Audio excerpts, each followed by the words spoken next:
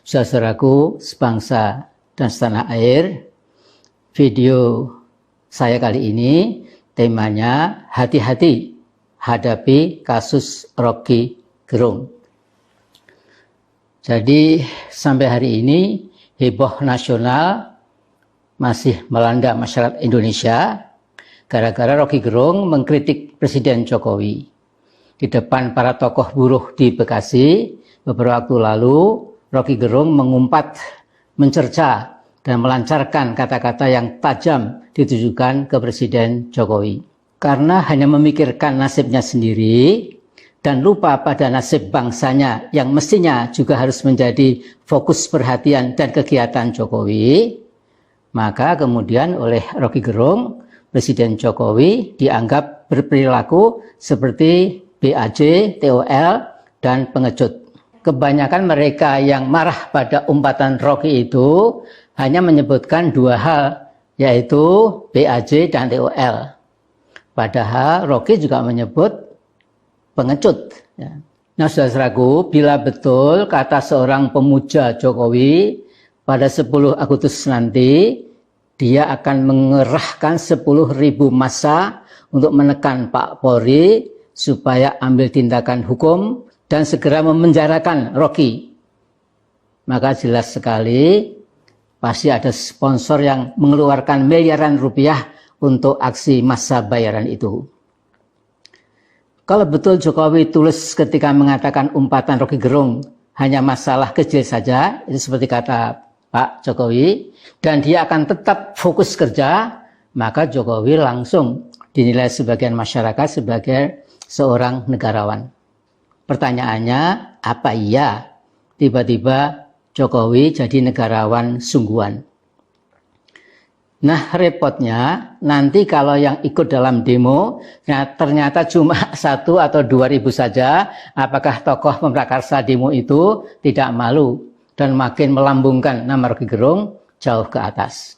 Terus terang, sebagai mantan Ketua Umum PP Muhammadiyah, saya mengharap ada tokoh Muhammadiyah, terutama yang aktif sekarang ini, yang berpendapat berkaitan dengan kasus Rocky yang sudah jadi heboh nasional itu. Mengingat semboyan Muhammadiyah adalah amar ma'ruf nahi mungkar.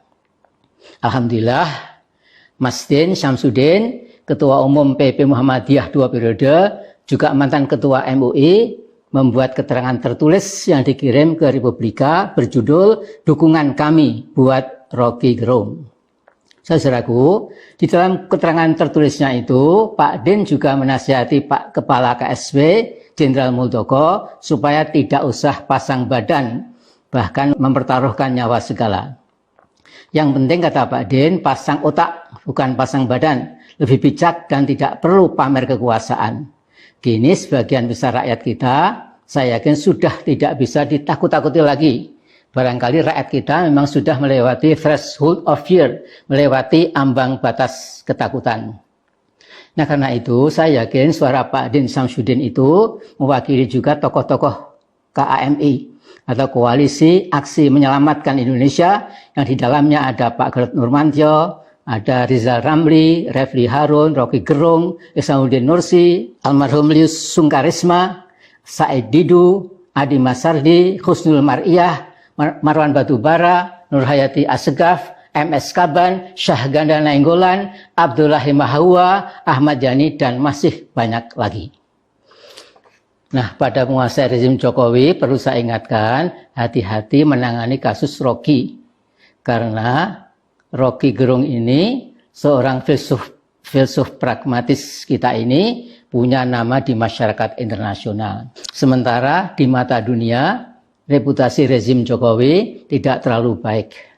Soal penanganan kasus-kasus pelanggaran HAM, rezim yang akan segera berakhir kekuasaannya pada Oktober 2024 nanti punya catatan hitam dalam pelanggaran HAM di Papua dan Papua Barat. Juga dalam menangani kasus extra judicial killing yang menimpa 6 laskar FPI yang penyelesaiannya sangat zalim sampai kapanpun akan menghantui kehidupan Jokowi. Namun saya lega dan senang Pak Din Syamsuddin sudah mengambil sikap yang jelas dalam kasus Rocky Gerung ini. Saya kira begitu dulu. Wassalamualaikum warahmatullahi wabarakatuh.